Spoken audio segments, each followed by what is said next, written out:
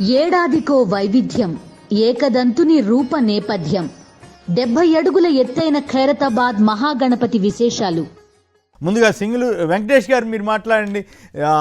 ఏమిటి అతి ప్రచారం వాస్తవమేనా? నిజంగా బాధితులు ఎవ్వరికి ఇబ్బంది లేనట్లుగా మొత్తం ప్రభుత్వం అంతా బ్రహ్మాండంగా పనిచేసినట్లుగా పిక్చర్ ఇచ్చే తీరు, వాళ్ళ మీడియాని ఈనాడు ఆంధ్రజ్యోతి ద్వారా ఇస్తున్న కవరింగ్ కానీ, పవన్ కళ్యాణ్ పొగుడుతున్న తీరు కానీ, చివరికి కృత్రిమ ఫేక్ ఫొటోస్ కూడా వాడుతున్న వైనం కానీ, ఒక డిప్యూటీ చీఫ్ మినిస్టర్ అయ్యండి అంబటి రాంబాబు గారు విసిరిన సవాల్ మీద కానీ, వీటన్నిటి మీద మీరేమంటారు?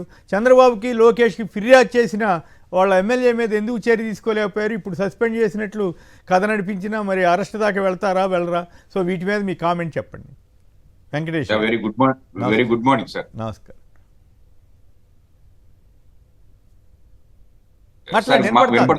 వినపడతాను. Very good morning sir. ముందుగా చెప్పాలంటే ఈరోజు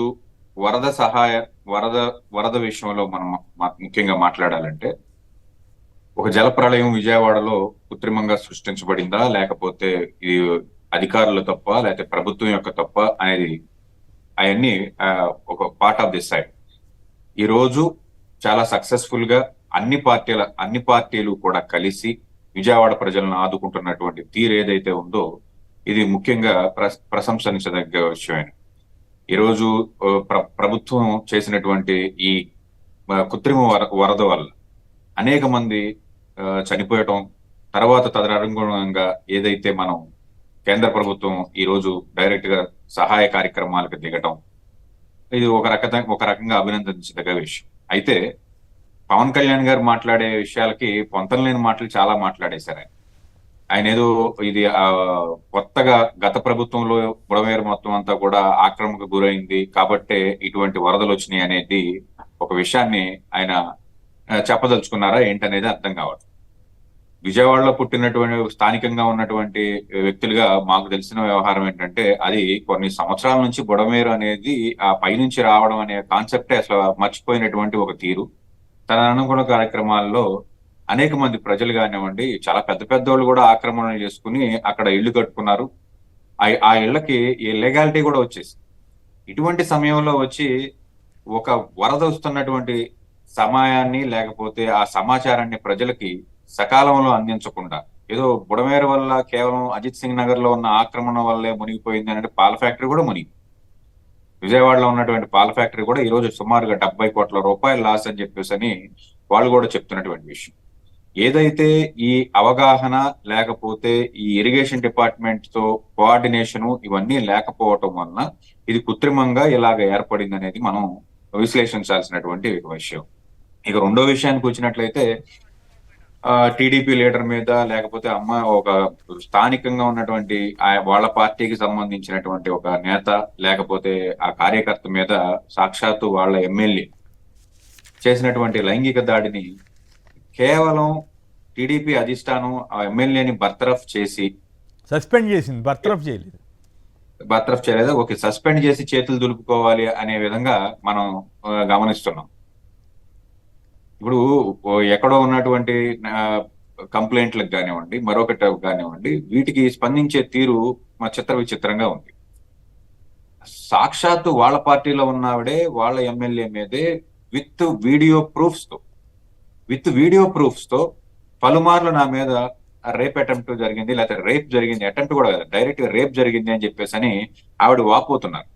ఇలాంటి విషయాల్లో తక్షణం అరెస్టు చేసి ఆయన మీద సెక్షన్ 375 రేప్ కేసు పెట్టినట్లయితే శభాష్ అనేవారు. ఒక దళిత మాజీ ఎంపీ గారిని లేదా ఒక ఎమ్మెల్సీని అరెస్ట్ చేయడంలో ఉన్నటువంటి సీరియస్నెస్, వాళ్ళు అసలు స్థానికంగా అక్కడ గొడవ జరిగింది, లేకపోతే వాళ్ళ పార్టీ ఆఫీస్ మీద దాడి జరిగింది. ఆ దాడి జరిగిన దాంట్లో పర్టికులర్ గా సీసీ కెమెరాస్ లో అంతా రికార్డ్ అయి ఉంది, పోలీస్ కేసు కట్టబడింది. దాని వెనకాల ఉన్న వారెవరు లేకపోతే ప్రత్యక్షంగా పాల్గొన్న వారెవరు అనేది విచారణలో ఉంది. గత ప్రభుత్వమే దాని మీద కేసు కట్టినటువంటి వైను. ఆ కేసును ఉపయోగించుకుని ఇప్పుడు అక్కడ సీసీ కెమెరాల్లో లేనటువంటి అప్పిరెడ్డి గారిని కానివ్వండి, నందిగం సురేష్ గారిని కానివ్వండి, లేకపోతే దేవినేని అవినాష్ గారిని కానివ్వండి అరెస్ట్ చేస్తున్నాం అని చెప్పేసి వాళ్ళలో ఇద్దరిని అరెస్ట్ చేయటం ఏదైతే ఉందో, ఇది ప్రభుత్వం దాని మీద చూపించినటువంటి ఒక దృష్టి శ్రద్ధ స్థానికంగా మహిళల మీద జరిగినటువంటి ఈ లైంగిక దాడి మీద ఎందుకు లేదు? అంటే ఇక్కడ ఇంకో పాయింట్ కూడా ఉందండి. గుడ్లవల్లేరు ఇష్యూలోనేమో అసలేం జరగలేదని పిక్చర్ ఇచ్చారు. ఎక్కడో ముంబై నటి కాదంబరి మాయలేడిని తీసుకొచ్చేమో హడావుడి చేసి పెద్ద పెద్ద పోలీస్ ఆఫీసర్ల మీద కూడా కేసులు పెట్టడానికి విపరీతంగా కృషి చేశారు. సొంత పార్టీ మహిళ ఫిర్యాదు చేస్తే కూడా పట్టించుకోలేదంట. అదేనండి, ఇప్పుడు సాక్షాత్తు అధినేతలకు కూడా తెలుసు, షాడో సీఎం అయినటువంటి లోకేష్ బాబు కూడా తెలుసు అని చెప్పేసి ఆవిడ వాపోతున్నటువంటి ఈ క్రమంలో అతని మీద చట్టపరమైన చర్యలు తీసుకోకుండా పార్టీ పరమైన చర్యలు తీసుకుని మేమేదో సచ్చీలుమైనట్టు వాళ్ళ యొక్క మీడియాలో ఇంకొక విషయం కూడా ఏం చెప్పదలుచుకున్నారంటే, ఈయన ఎన్నికల్లో వైఎస్ఆర్సీపీ నుంచి వచ్చారు, ఆ వాసనలు ఇంకా పోలేదని చెప్పేసి ఒక senior most reporter come editor గారు చెప్పుకునే వ్యక్తులు ఆయన ఏదో వైఎస్ఆర్సీపీ కొత్తగా ఆయన రాజకీయాల్లోకి వచ్చినట్టు మాట్లాడుతున్నాడు. సుమారుగా 1981 సబ్జెక్టు కరెక్షన్ 1981లో మొట్టమొదటిసారి ఆయన రాజకీయాల్లోకి వచ్చాడు.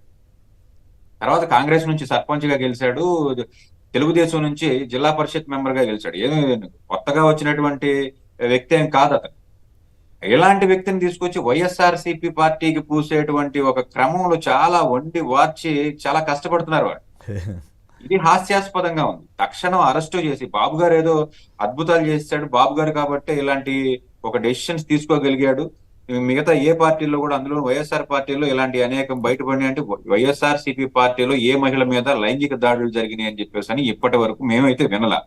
తీసుకొచ్చిన ప్రతిదీ కూడా మార్ఫుడ్ కంటెంట్, ప్రతి ఆరోపణ కూడా మార్ఫుడ్ కంటెంట్ తీసుకొచ్చి వాటిని వితౌట్ బ్లర్స్ లేకుండా వాళ్ళ మీడియాలో ప్రొజెక్ట్ చేసి పెద్ద పెద్ద వ్యక్తులు, ఎవరైతే పార్టీలో ఉన్నటువంటి పెద్ద వ్యక్తుల మీద వాళ్ళు ఈ అభియోగాలు వేస్తూ దాని మీద మళ్ళీ వార్తలు నడుపుతూ చర్చలు నడుపుతూ సాక్షాత్తు లైంగిక దాడి జరిగింది, పలుమార్లు జరిగింది, నా భర్తకు కూడా తెలుసు, అతనే నాకు కెమెరా ఇచ్చి రికార్డు చేయమని చెప్పాడు, అదర్వైజ్ మన వాయిస్ ఈ ప్రభుత్వంలో వినపడదు, ఎవరికి కనపడదు అని చెప్పేసి అని ఆయన కూడా వాపోయినటువంటి పరిస్థితి.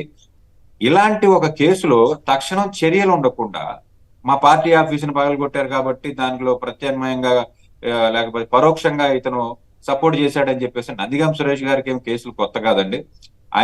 ఆయన అత్యంత సామాన్యుడిగా ఉన్నప్పుడే ఆయన మీద అరటి తోట తగలబెట్టాడని చెప్పేసి ఒప్పుకో, జగన్మోహన్ రెడ్డి దీని వెనకాల ఉన్నాడని చెప్పాను ఒప్పుకో అని చెప్పేసి అని చిత్రహింసలు పెట్టినటువంటి పరిస్థితి. ఇప్పుడు దళితులని ఎంత అణిచివేయాలనుకుంటే వాళ్ళు అంత ఉవ్వెత్తున ఎగసిపడతారు. ఇది ఎప్పటి నుంచో అంబేద్కర్ గారి కాలం నుంచి ఉంది.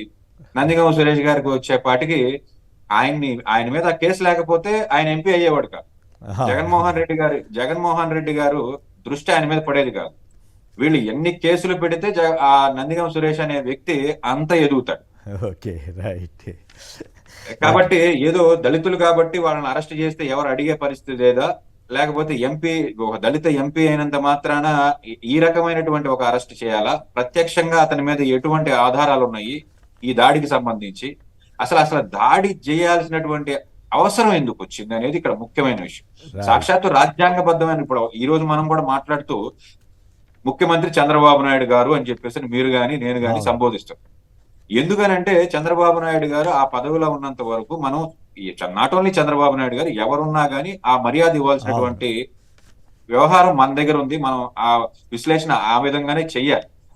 ఆ దాడి ఎందుకు జరిగింది? సాక్షాత్తు ముఖ్యమంత్రి గారిని ఆ రోజు ఉపయోగించినటువంటి ఒక బూతు పదజాలం ఏదైతే ఉందో సభ్య సమాజం హర్షించదగినది కాదు. అందులో కేసు పెట్టినటువంటి ఆ అధికార ప్రతినిధి ఎవరైతే ఉన్నారో, జాతీయ అధికార ప్రతినిధి, మళ్ళీ పార్టీ గెలిచగానే చాలా సమాజానికి తెలియని విషయమా లేకపోతే మేమైతే ఇలాంటి వార్తలు చూపించమని అంటారో తెలియదు, కానీ వాళ్ళ పార్టీ అధికారంలోకి రాగానే సాక్షాత్తు ఆ ఐపీఎస్ ఆఫీసర్ దగ్గరికి వెళ్ళి నన్ను అరెస్ట్ చేసావుగా, నీ సంగతి ఏంటో తెలుస్తాం, మా ప్రభుత్వం వచ్చిందని బొకే ఇచ్చి, ఆయన ఇంట్లో లేకపోతే ఆయన గేట్ దగ్గర బొకే ఇచ్చి ఫలానా వ్యక్తి వచ్చి వెళ్ళాడని గుర్తుపెట్టుకున్నాడు అని చెప్పేసి ఒక నిందితుడిగా ఉన్నటువంటి వ్యక్తి వాళ్ళ పార్టీ అధికారంలో రాగానే ఒక ఐపీఎస్ ఆఫీసర్ ఇంటికి వెళ్ళి బొకే ఇచ్చాడంటే మరి ఈ ప్రభుత్వానికి మరి ఎలాగా మనం ట్రీట్ చేయాలి? స్టిల్ అతను కూడా కూర్చుని అదే మీడియా హౌస్ లో కూర్చుని సమర్థించుకుంటున్నాడు తన చర్యల్ని. సాక్షాత్ వాళ్ళ పార్టీ ఆఫీస్ మీద దాడి జరిగింది, ఏమి ఇక్కడ ఎవరికి ఒళ్ళు పొంగిపోయి ఆ పార్టీని నిర్మూలించాలని అనుకోలేదు. తీసినటువంటి కారణాలేంటి? అతని మీద బర్తరఫ్ లేదు, కనీసం పార్టీ నుంచి క్షమాపణ లేదు, పైగా మద్దతు ఇచ్చారు కదా. రైట్, ఒక్క నిమిషం. మళ్ళీ ప్రమోషన్ ఇచ్చేటువంటి పరిస్థితి, మళ్ళీ ప్రమోషన్ ఇచ్చి అతను ఇంకా ప్రమోట్ చేసేటువంటి పరిస్థితి. రైట్, శివ నాకు తెలిసిన సమాచారం ప్రకారం ఏంటంటే ఐపీఎస్ ఆఫీసర్ తర్వాత ఫోన్ చేసి కాల్చి పరేస్తాను అన్నాడు. పిచ్చి పిచ్చి వేషాలు వేస్తే ఓహో. కాల్చి పరేస్తాను ఏమనుకుంటున్నావో, అది కూడా జరిగిందా? నీ అధికారం నీకు వస్తే నీ అధికారం నీ ప్రజల దగ్గర చూపించుకో, నా దగ్గర కాదని చెప్పేసి. ఓహో, వీళ్ళ వ్యవహారాలన్నీ అలా ఉంటాయి. ఇక్కడ ఓకే. ఇక్కడ ఇవ్వాల్సింది ఏంటంటే ఈ ఎమ్మెల్యే గారి విషయంలోకి వచ్చేప్పటికి తక్షణం అరెస్టు చేయాలి. తక్షణం అరెస్టు చేసి దానికి సంబంధించిన కేసులు పెట్టి వాళ్ళ యొక్క సచ్చీలతను నిరూపించుకోవాలి. కానీ ఏదో పార్టీ నుంచి సస్పెండ్ చేశామనంటే అది పెద్ద పెద్ద ఇంపాక్ట్ ఏముంటుంది సార్? రైట్.